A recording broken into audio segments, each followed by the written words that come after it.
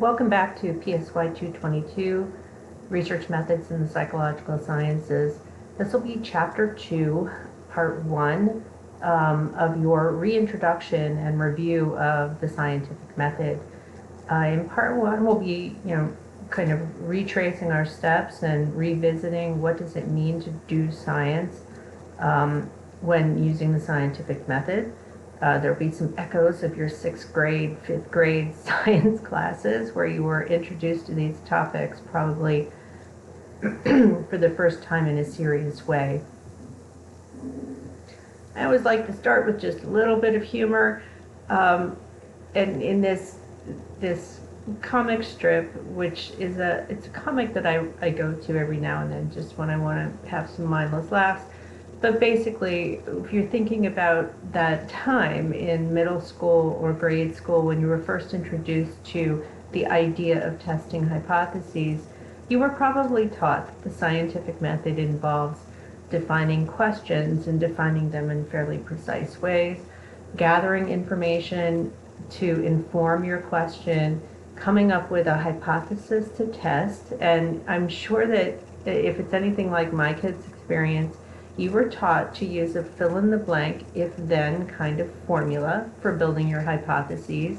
If I do X as the researcher, then Y will occur, that kind of thing. Then you were taught that the next step is to collect some data to perform an experiment. And for most kids, when they're in grade school and middle school, when they're introduced to the scientific method, they're kind of taught that the experimental method is the one of the only ways to do science. One thing that you'll learn very quickly is that as psychologists, we have a big bag of tricks. We use more methods than just the experimental method. And each of those methods has costs and benefits, advantages and disadvantages. You're also learning across the course of this semester the next frame. You're going to learn how to analyze the data. Once you've got data, that data is useless until you use statistics to help you make sense of it, either describing it and summarizing it so that you can communicate to others and so that you can explain to yourself what you're seeing, but also to compare groups or to test for relationships. That's what data analysis is all about. From those analyses, you draw conclusions. And then how science works, how science as a culture works, we publish our results. We put our results out into the world so that they can be criticized, so that they can be discussed, so that those findings, if they are significant enough, and by that I don't mean statistically, I mean in terms of where they fit into theory, if they're important enough, relevant enough, then you can push the knowledge forward. In terms of important questions that need to be asked and answered. Then you have to subject your work to replication, because replication is really what at the end of the day is going to determine whether your findings were just an accident, and sometimes that happens. You can have the very best conducted piece of research with really interesting findings, but then on retest the findings don't hold. I've had that experience myself, and it's very frustrating, but that's how science works.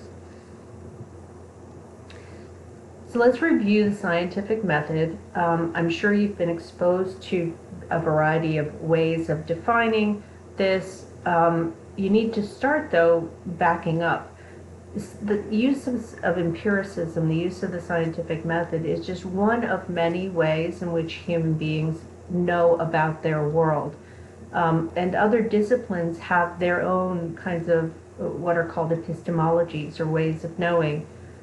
Philosophers have particular ways of knowing. Theologians have particular ways of knowing. Literature, art, and so on. And then just human beings in their everyday lives, we use things like intuition and experience to make our own internal hypotheses about the way that the world works. So there are lots of ways of knowing about the world. Science and empiricism is only one of those. And as as we psychologists, we define ourselves as a science, it is our preferred way of knowing. It is our preferred way of defining small t truths about human behavior, human cognition, human emotion. The argument is that, as your authors put it, one of the best ways to understand this method is to see it as a way of acquiring knowledge. And it's distinguished between, you have to make a distinction between everyday ways of knowing. Like, if I want to know, can I go out and take my dog for a walk? And now that I've said that, she's like looking at me from the other side of the room. And I look out the window, I say, no, I can't because it's raining. That is a way of knowing. That's a way of establishing the facts on the ground. Or if you look at your partner and you say, I wonder if this is a good time to ask that question about, maybe can we get a new rug? But I see that my partner has an unhappy look on their face. I'm like, that's probably not the best time to ask that question. That is an intuitive, everyday way of knowing what's going on in your world. So the scientific method departs from that. Now, a more serious example, and I've screenshotted this image from your text, this non-scientific, everyday type of knowing. I was listening to the radio this morning, and there was an interview on NPR's Morning Edition of a couple living in Arizona. These are Republican voters. I heard a very similar kind of interview a couple weeks ago with a couple who were Democratic voters. So I don't want you to think that I'm making a claim about the problematic thinking of one party versus the other. It's just an example.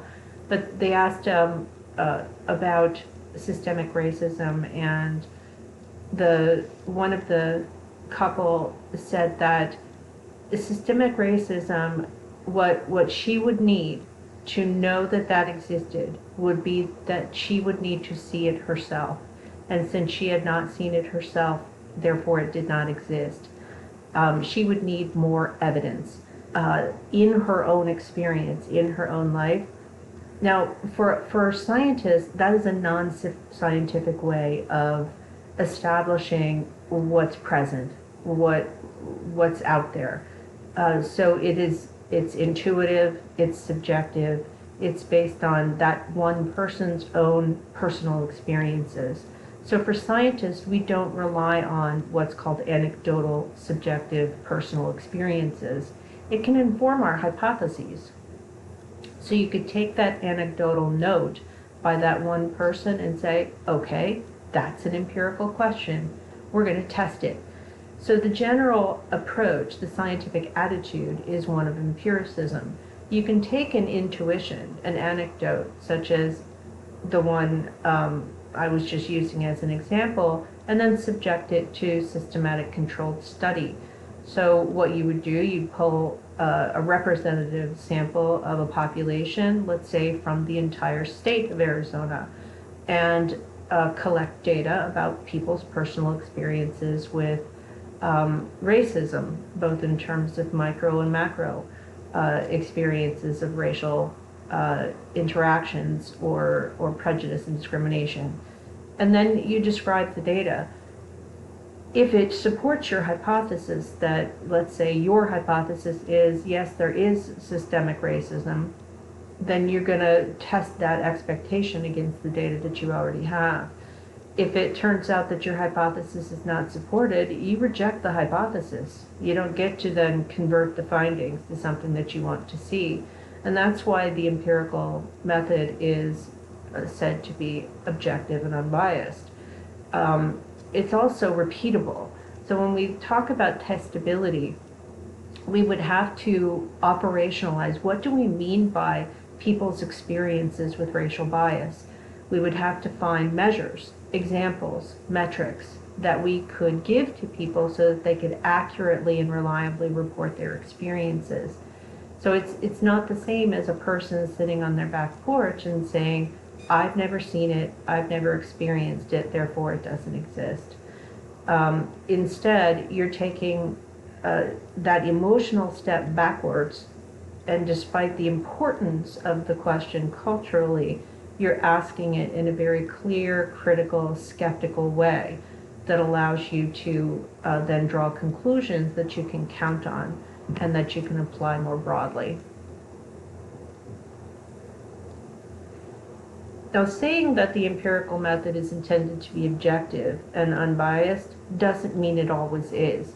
As researchers, we are human beings, and therefore we are vulnerable, sometimes very vulnerable, to cognitive biases. And that means we always have to be really on guard to identify our potential biases.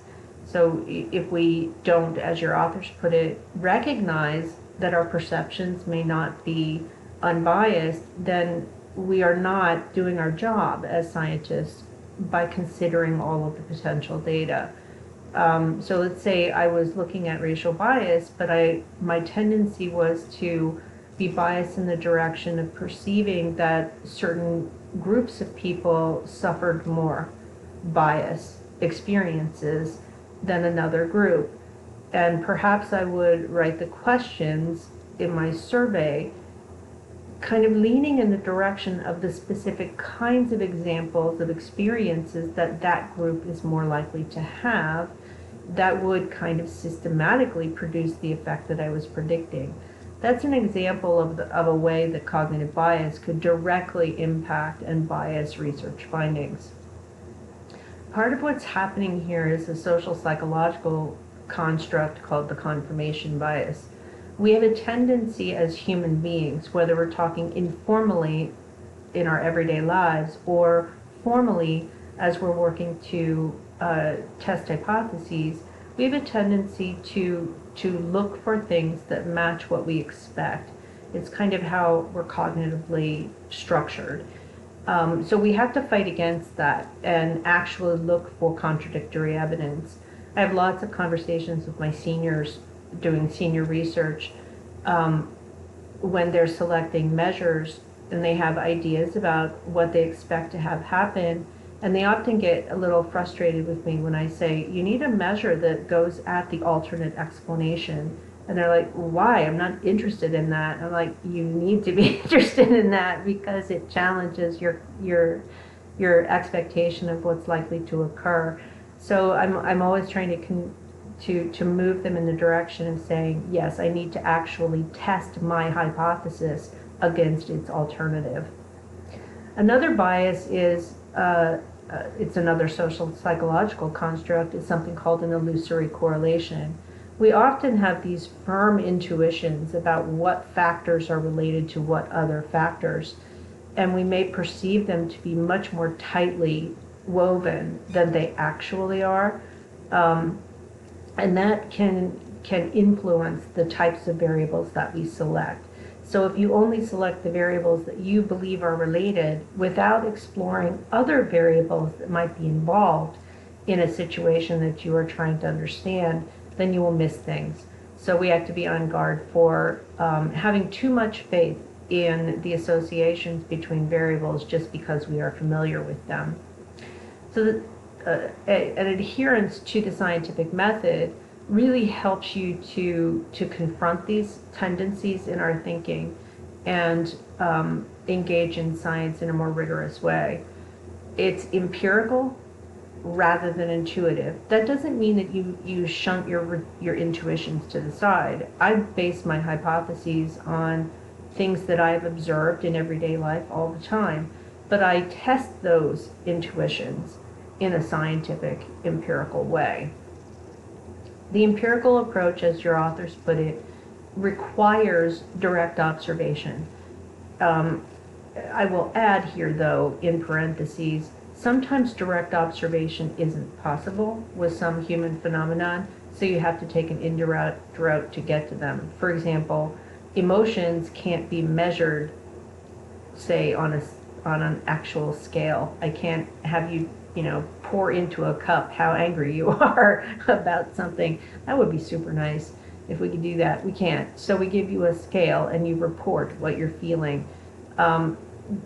The emphasis still, though, is on observation. You take observations, you record observations so that you can do so in a reliable and valid manner. We also, if we want to test causal hypotheses, we use experimentation. And I'll return to that last statement later in part 2 of this lecture. But let's dig a little more into what scientific observation is. Scientific observation is distinct from casually observing your world. Think about the last time you were in an environment where you were observing people. I don't go out very much these days with the whole, thing. But every week we go to the grocery store. So I observe people and, what kinds of food choices are they making? Are they obeying the directional arrows on the floor of the grocery aisles? Are they wearing masks? Are they wearing masks properly? I make all kinds of observations in the grocery store. And so do you. You make all kinds of observations all day. If you're sitting looking at your social media and just sort of scanning through, what kinds of things are people posting on TikTok? That's an observation, and it's casual. You're not testing hypotheses, you're not recording information and data. Scientific observation, in contrast, is systematic. We have rules that we have to observe in order to do that observation in a systematic way. Controlled observation allows you to have some faith that the observations you're making are clear and reliable, such that another person using your observation rules would make exactly the same observations. So let's say that you're a developmental psychologist and you want to look at cooperative behaviors in preschool-age children, and you have a coding sheet that allows you to make certain kinds of observations, like toy sharing, and other kinds of examples of cooperative behaviors.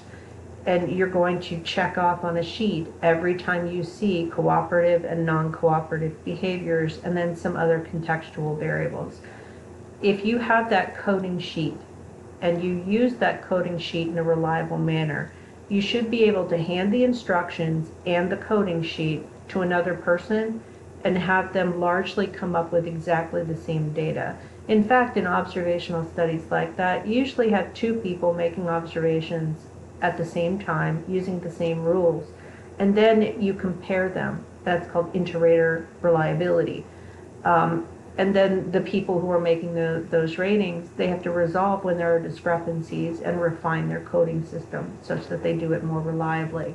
So that's a concrete example of how we make controlled observations. In other contexts, controlled observation means you're using a tool or a measurement device. If I'm thinking of Dr. Neff doing research in health psychology, one measure of stress is heart rate variability. He's going to use an electrocardiogram and then calculate the values of heart rate variability and do so in exactly the same way every single time with every participant. That's controlled observation. The greatest level of control is available to us when we use the experimental method.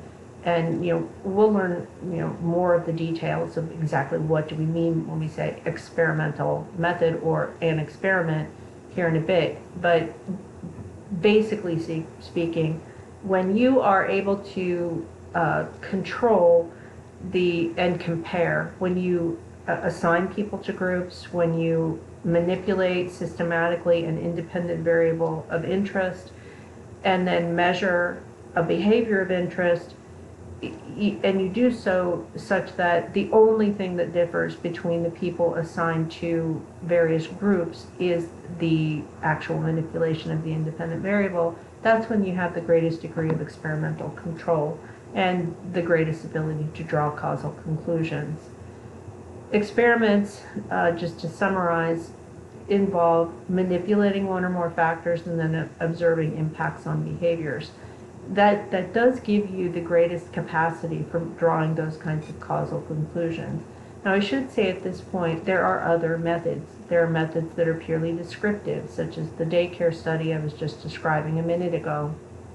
There are studies that are clearly associative, where you want to be able to predict the value of one variable with the value of another. You can kind of rank order those in terms of the degree to which you can draw causal conclusions and the degree to which you have experimental control over your observations. And we'll talk more about that as we go forward. A little more about the experimental method now and its component parts. And this should be reviewed for you if you've had an introductory course in psychology. You've gone over these concepts before, and some of you, I've had students in the past, they took AP psychology, so they've studied these concepts in the past. Independent and dependent variables are the constructs that we use to describe how we set up experiments in order to test the effect of the manipulation of one variable on a behavior of interest. So independent variables are factors that we think are going to have some causal impact on some behavior or cognition or emotion that we're interested in as scientists. What we typically do is have at least two groups. One group is exposed to an experimental factor that we believe will have a causal impact on those behaviors of interest, and another group serves as a control. They're not exposed to that potentially causal variable. Dependent variables are, as I said, behaviors of interest. So let's say that I'm that researcher back in, go back to the daycare, and I'm interested in cooperative behavior. That's my dependent variable. Now let's say that I want to set up an experiment in that field environment, and I want to give students some lessons talking specifically about cooperative behavior, and I want to know if that curriculum has an impact on their actual free play behavior in terms of cooperation. So I would have, I would randomly assign students to groups in the daycare and have half of them exposed to the curriculum that I've designed to potentially increase cooperative behavior, and the other half who experience a different curriculum, but it's not associated with a cooperative behavior. So it would be equally engaging, equally fun, and so on, but the content would be essentially represent a control group. Then the dependent variables I would assess using observations, how many cooperative behaviors or interactions I observe in the free play environment.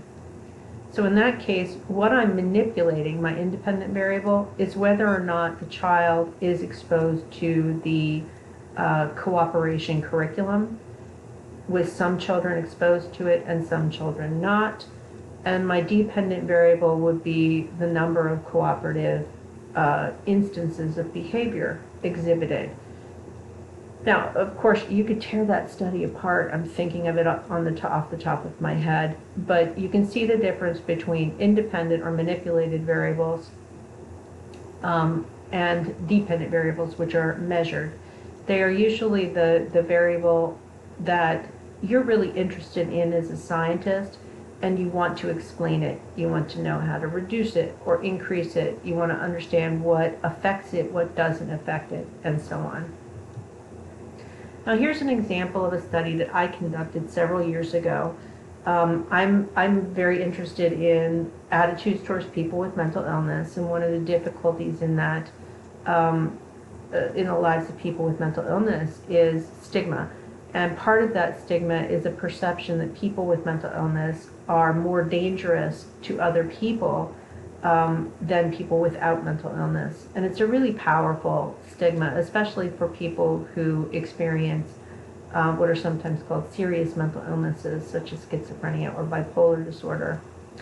Now, based on the research literature, I had a hypothesis, broadly speaking, that exposure to media that coupled violent behavior with diagnostic information about a person's mental status or their psychiatric diagnosis would tend to increase belief in the dangerousness stereotype.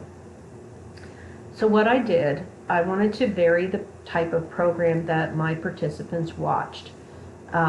So on the top here, my first independent variable is the type of program.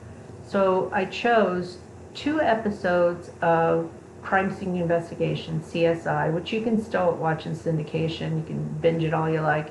One episode was particularly problematic. It was called Committed, and the murder in this case took place in a forensic wing of a prison.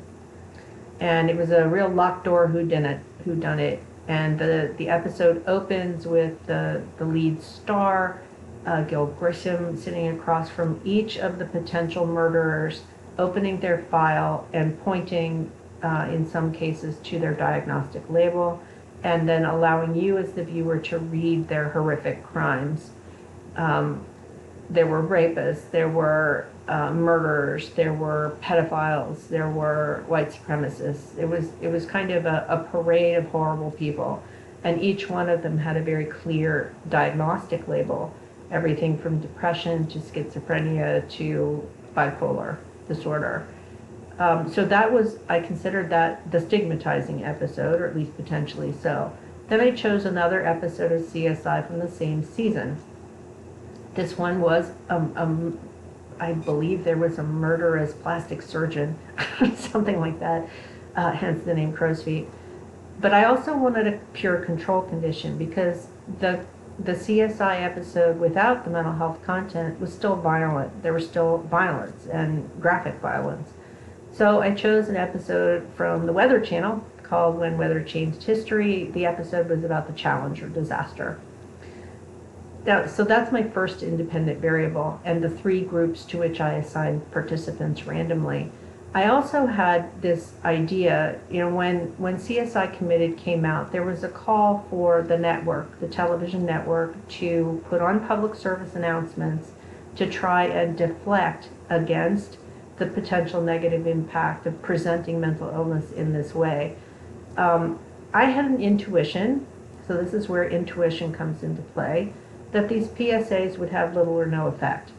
So I wanted to test that because you can't just count on your intuition. You have to test it. So I edited the video of each of these episodes of television. For half of the participants, they saw 2 inserted mental health awareness PSAs from a very well-respected mental health organization. In the other half of subjects, they just saw the regular commercials, and I had the same commercials in every episode of TV. So I learned a lot about video editing to do this study.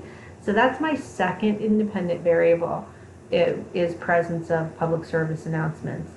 Now, what I found, very, very briefly, because I'm going on too long, I could talk for hours about this study, was that the most negative attitudes, especially about dangerousness and willingness to help, was in this group. So the CSI Committed group that saw no PSAs, but there was no difference between the CSI Committed subjects who saw PSAs and those who didn't. There was a slight increase where they had no PSAs, but there was a non-significant difference between these 2 groups. Crow's Feet, again, there was a little bit of a positive bump if you had the PSAs submitted, but the difference was non-significant. And these people as a whole, a little less of a perception of dangerousness than the participants who saw the Committed episode. The people who had the biggest impact for watching the public service announcements were the people in the control group. So public service announcements had the biggest positive effect in reducing dangerousness ratings and increasing the degree to which people wanted to be helpful to someone with mental illness was when there was no violence and no stigmatizing connection between mental illness and violent behavior. So to review here, just to get this idea of how do you use independent and dependent variables, I varied program type, violence plus mental illness, violence but no mental illness, and a controlled documentary. And then I also manipulated presence or absence of public service announcements.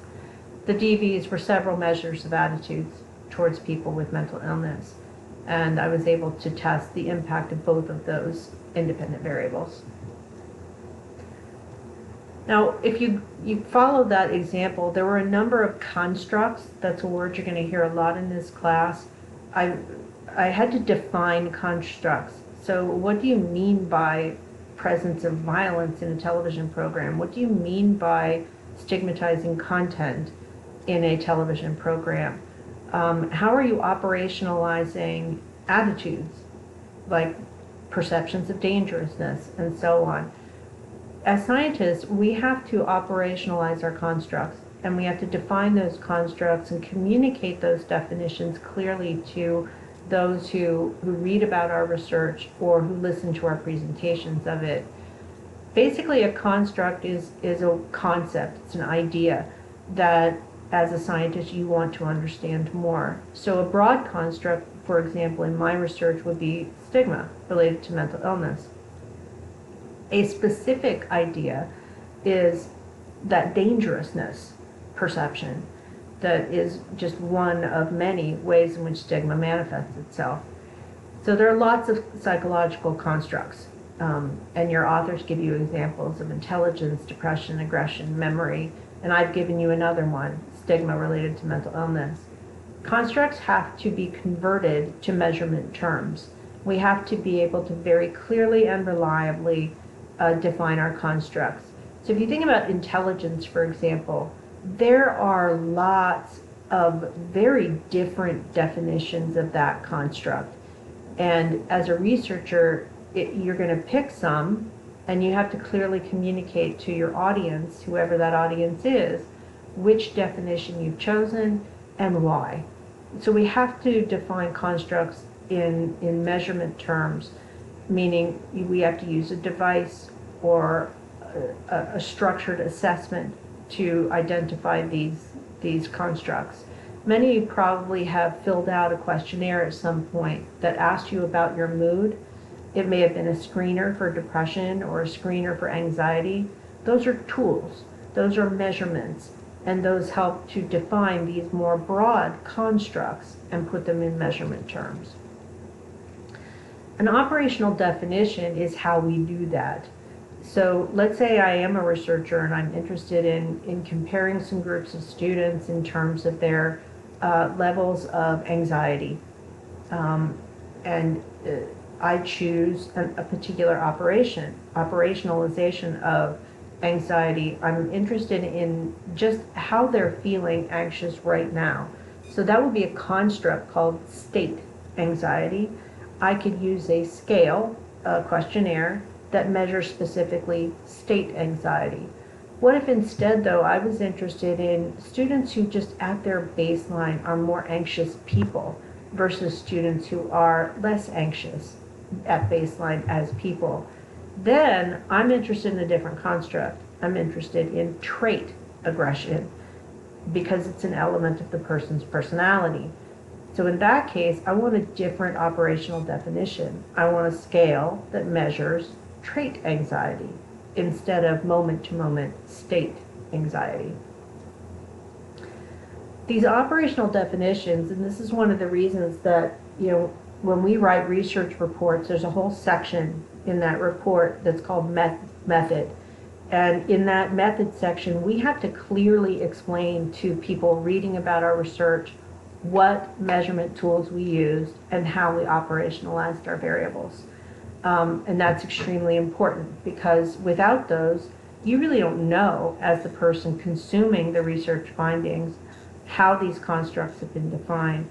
So as a community of scholars, we agree we have to operationalize our definitions, and when we report findings, we have to be candid, we have to be transparent about those operationalizations.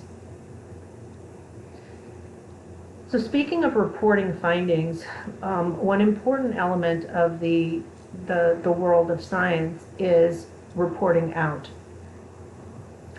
So when scientists tell others about their findings, they have to clarify what they've observed from what they've concluded. And I'll go back to the standard research report. They have a very systematic framework. You lay out the history of research in the area that you're interested in. You lay out your hypotheses. Then there's the method. You explain your operationalization and your procedure for collecting data. Then there's the results section. So that's what you've observed. That's what your findings were. So when I gave you the very, very, very abbreviated version of my stigma study and what I found, then I have to discuss it. Then I have to make inferences, draw conclusions. And I like to tell my students in research methods, or in senior research rather, when you write your discussion, that's your moment to be a little more creative, more intuitive. You're having to make inferences based on what you found about what it means. And that what it means question is in the context of all the previous research that has come before in similar domains.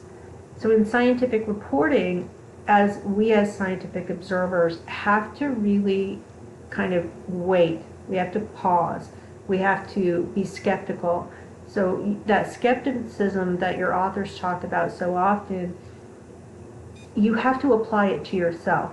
So let's say I have an intuition that this is what this finding means. I should replicate my own research. You know, the stigma study went through 3 incarnations. There were 3 versions of the study, and we found the same thing every time, with slight variations in certain measurements. So I have to guard against my tendency to jump to conclusions. I've had other research studies where we ran the pilot, we found fascinating things that were consistent with our hypotheses, but then we replicated it, no finding. It wasn't there. And we had replicated it with better methods. So you have to kind of take those knocks as they come, because that's how science works. Your observations when you're reporting, they have to be descriptive, and they have to be in enough detail such that the reader gets a clear picture and could, draw the same conclusions that you have, or they could, infer alternate explanations that you didn't think of. So our goal is to be as unbiased and objective as possible. Now, human beings aren't capable of completely being unbiased and completely 100% objective. We're not computers, we're humans. So our goal is to be as unbiased and objective as we can. And that's why we bring in peer review. We pull in experts in their various areas. They read manuscripts that have been submitted for publication. They offer feedback. They challenge. They criticize. And if your work stands up to that test and is seen as valuable by other scientists, then it can be published. If there are problems with it, if your interpretations are judged to be flawed, if your methods have holes in them, then it likely won't be published. How we operationalize is usually in terms of using instruments or measures. Scientific instruments, I used the example earlier of Dr. Knapp's health psychology research, and he uses a metric called heart rate variability. The instrument that he uses to collect that data is an ECG, an electrocardiogram. One of my senior groups last year, they were interested in heart rate variability, and the technology is advanced such that now there's a fingertip device that we can use to measure heart rate variability without having to use the more complicated procedure of an ECG. So that's a different instrument for measuring the same construct. Measures are, that word is usually for measuring psychological phenomenon. So in my research on stigma, I measure attitudes of various kinds. That's an example of a measure. The measures need to be determined to be truthful or valid, and they also need to be consistent or reliable. When we're doing physical measurements, you look for tools and techniques that have been used by others and have been demonstrated to meet a set of standards for reliability. So if you're using a ruler, that ruler has been assessed and is determined to be a reliable measure of length, or a scale that's been properly calibrated, or a timer that also has been properly calibrated. With heart rate variability, you need to know for sure that the tool that you're using actually gives you valid numbers so that you can rely on those measures for drawing conclusions. In psychological measurement, it's a little fuzzier. I mean, you're not dealing with concrete, objectively validated things, so you have to have more conversation, more agreement among scholars who have tested these measures and validated them. You have to really look for measures that have gone through that rigorous testing and measurement. Constructs, when you don't have a standard instrument and you can't measure them physically, are very common in psychology. Things like are listed here, examples given by your authors. And we're very interested in these things. If I'm studying racism or prejudice, I need reliable methodologies that help me to assess those things. They're very complex human social variables. So I need to be very careful about my measurements and use reliable measures when I'm doing my research. The next kind of thing that you need to think about as you're helping yourself understand and reacquaint yourself with the scientific method is this idea of hypotheses. I mentioned earlier that a lot of kids, their first exposure to hypotheses is in this very rigid if-then construct. You know, my kids, when they were in late grade school, I think it was like 4th or 5th grade, they brought home these worksheets, these scientific method worksheets, and they would have to fill in, they create these hypotheses and fill them in if-then format. And if they didn't use if-then format, they were counted wrong. And my scientist self would sit at the kitchen table and just kind of rock back and forth uncomfortable because hypotheses don't have to take that form, but that's kind of your first introduction to what a hypothesis is. In a general sense, a hypothesis is an expectation. You have a research question, like what's the effect of watching a television show that has both violent content and mental illness labeling? What's the effect on perceptions of dangerousness? That's the question. Now, how do I turn that into a hypothesis? I expect that in comparison to watching a television program without mental illness labeling, there will be higher ratings of dangerousness in the group exposed to both violence and mental health labeling. That's a hypothesis. It's an expectation. So in general, whether it's phrased as an if-then or not, a hypothesis is your best explanation, your best guess of what happened, what will happen when you actually test your research question out. It also has some way, in the way it's written, it suggests to the reader a tentative explanation. Hypotheses often are a way of rephrasing or looking at in a different way your research questions that are essentially how, why, what. So my research question was, what's the effect of watching television programming containing both violent and mental illness content on dangerousness ratings? So I phrased it as a what. Others are hows and whys. When you think about your everyday hypotheses, like what would happen if I smiled persistently at this person, what would happen? You know, we have casual hypotheses all the time. In science, however, we tend to be very specific in terms of our constructs. Your hypotheses should have representation of your variables, and some clear expectations of outcomes. If a hypothesis can't be tested, and that's why you have to have hypotheses that include your operational definitions, and specifically defined constructs, because if they're not testable, then they're not useful. They don't advance science because they're not retest. They're not able to validate or invalidate your actual research question.